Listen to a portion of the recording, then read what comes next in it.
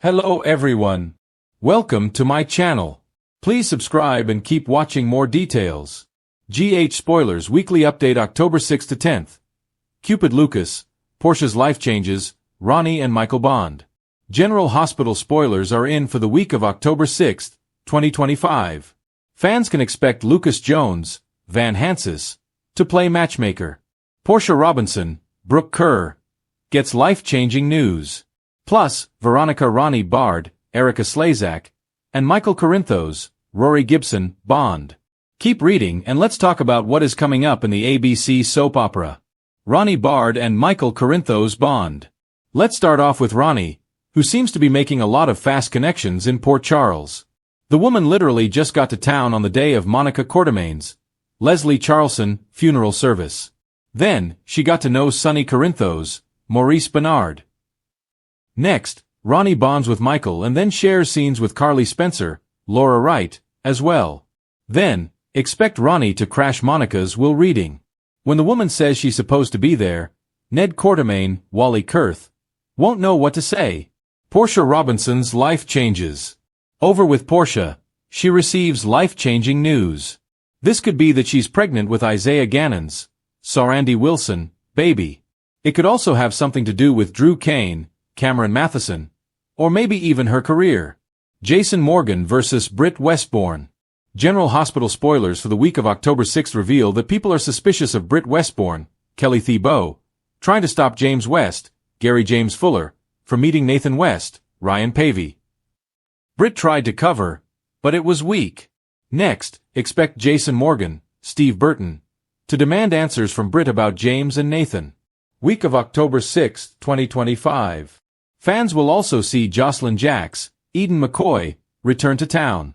Anna Devane, Finola Hughes, and Harrison Chase, Josh Swickard, serve a search warrant. Willow Tate, Caitlin McMullen, is distraught the very next day. Curtis Ashford, Donnell Turner, will also share a theory with Portia that same day. Then, by Friday, Willow updates Drew Kane, Cameron Matheson. Later in the week, Anna and Dante Falconeri, Dominic Zamprogna, compare notes. Chase has a huge revelation. Someone's alibi crumbles. This could be Michael and Jacinda Breckel, Paige Herschel. Giovanni Gio Palmieri, Giovanni Mazza, makes a huge decision. Sonny questions Lulu Spencer, Alexa Havens Bruning. This could be regarding Nathan's return since Lulu was the one who found him in the crashed truck. Plus, Jordan Ashford, Tanisha Harper, is threatened. Could this be from Drew, Jen Sidwell, Carlo Rota, or someone else? Elsewhere, Lucas plays matchmaker. Port Charles is heating up this week, and it's not just from the lingering chaos of Drew's shooting or the Quartermain drama still echoing through the mansion's halls. The week of October 6 to 10th is one that promises unexpected romance, new alliances, and a few decisions that will ripple far beyond the people making them. As love, guilt, and fate collide, several lives are set to change forever. Cupid Lucas strikes again. Lucas Jones has always had a knack for sensing when people need a little nudge in the love department. After all, as a doctor and a friend, he's seen every kind of heartbreak imaginable. But this week, Lucas becomes the Cupid of Port Charles, whether the town wants him to be or not. It all starts when Lucas overhears a tense conversation between Michael Corinthos and Willow at the Metro Court Terrace. The two are discussing Nina's latest meltdown, and though their relationship remains platonic, Lucas senses unspoken feelings bubbling beneath the surface. Later, Lucas confides in Felix, saying, "Michael looks like a man trying to convince himself he's over someone he isn't." Felix laughs it off, but Lucas gets an idea brewing, one that might have Michael rethinking everything. Meanwhile, Lucas finds himself face to face with an old flame, Brad Cooper, who has been cautiously rebuilding his life since his release from Pentonville. When they cross paths at General Hospital, there's a flicker of warmth that neither expected. Brad admits he's working hard to change, and Lucas, ever the empath, can't help but soften. Their banter has that spark fans have missed, but will Lucas risk his heart again? One thing's for sure, Cupid Lucas might be helping others find love, but he's not immune to the arrows himself. Portia's life-changing decision. While love may be stirring in the air, Portia Robinson faces a decision that will alter the course of her life, and perhaps Trina's too. After a mysterious phone call from a medical research institute in Boston, Portia is offered a prestigious position leading a new wing specializing in experimental cardiac medicine. It's everything she's worked for, a chance to innovate and lead, but it would mean uprooting her life and leaving poor Charles behind.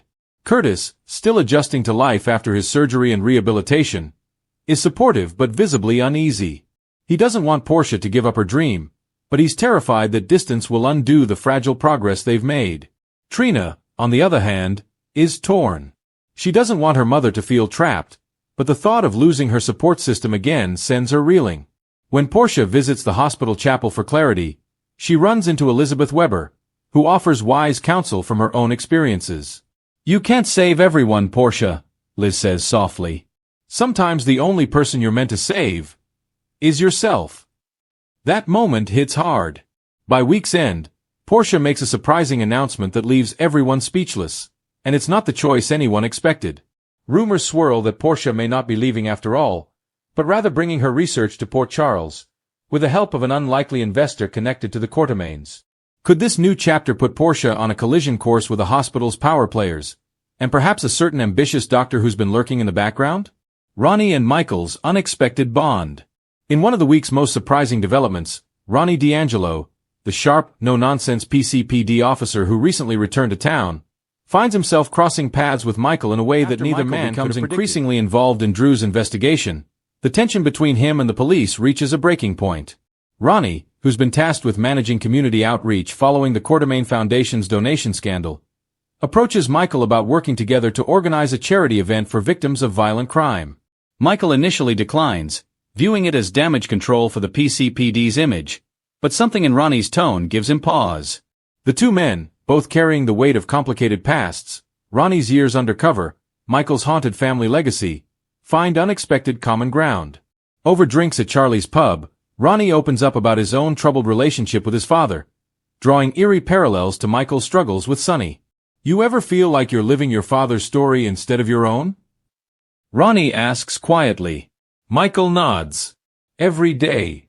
It's a raw moment of vulnerability, and one that marks the beginning of an unlikely friendship. As the week unfolds, Ronnie helps Michael dig into clues that the PCPD may have overlooked in Drew's shooting case. But not everyone is happy about this new alliance. Dante grows wary of Ronnie's intentions, especially after learning that the officer's old FBI contact has ties to Carly's business dealings. Could Ronnie be using Michael for access, or is he genuinely trying to make amends for his past mistakes? Meanwhile in Port Charles, Tracy Quartermaine is back from Amsterdam, furious that the family lawyer refuses to disclose new details about Monica's will. She's convinced Drew and Ned are hiding something, and she's not wrong. A shocking clause could shake the Quartermaine family foundation to its core. Nina Reeves is spiraling again. After being publicly humiliated at the Metro Court, she decides to leave town for a few days, but not before leaving Michael a cryptic voicemail that could reignite old tensions. Sonny Corinthos, still trying to keep his empire stable, gets wind that an outsider is quietly buying up property near the waterfront, and that name may connect to Selena Wu's newest rival. Willow receives surprising news from the hospital. Her latest checkup shows remarkable recovery progress. But while that should be a reason to celebrate, it only amplifies her guilt about how distant she's grown from Michael. Friday cliffhanger. Cupid's consequence. The week wraps up in true General Hospital fashion, with a Friday bombshell no one sees coming. Lucas's matchmaking between Michael and Willow backfires spectacularly when a video surfaces online showing the two in an emotional and seemingly intimate moment at the Metro Court Gardens. Nina sees it. Carly sees it. And so does Drew. By the time Friday fades to black, Michael's carefully balanced life is collapsing again, Portia's new direction is set in motion, and Ronnie finds himself receiving a mysterious envelope that reads, "You're getting too close. Back off before you end up like Drew." Final thoughts. This week on General Hospital, the undercurrents of love, ambition, and redemption collide in ways that will leave viewers breathless. Lucas's playful meddling may spark new romance, or reignite old heartbreaks. Portia's choices will define her career and family. And the surprising alliance between Ronnie and Michael could either uncover the truth behind Drew's shooting or bury them both in danger. From the Quartermaine mansion to the hospital corridors, every secret in Port Charles seems one heartbeat away from exposure. And as the clock ticks through October 10th, one thing is clear: Cupid's arrows can wound as deeply as any bullet.